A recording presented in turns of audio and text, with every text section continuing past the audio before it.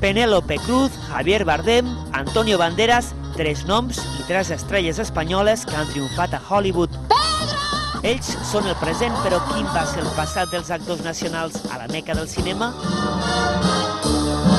Precisament això és el que explica aquest documental, Spanish Hollywood, un recorregut de caire històric que repassa el paper dels professionals que van deixar allà la seva petjada. Un dels seus creadors és ell, el realitzador mallorquí Pablo Bujosa.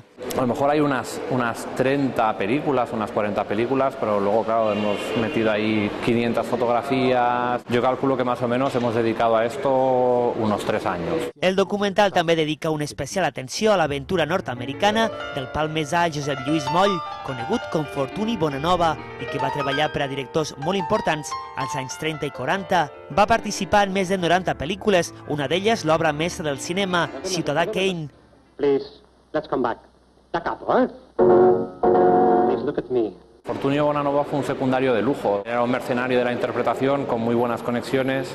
Por lo visto era un tipo muy carismático y era amigo de grandes directores. Spanish Hollywood, dirigit també pel periodista català Ramon Colom, ha aconseguit el premi al millor documental al Festival Internacional de Cinema de Nova York. Es pensar que a lo mejor nos puede abrir la puerta del mercado norteamericano, sobre todo a nivel de distribución, ¿no? Una molt bona notícia per al món audiovisual de les Balears.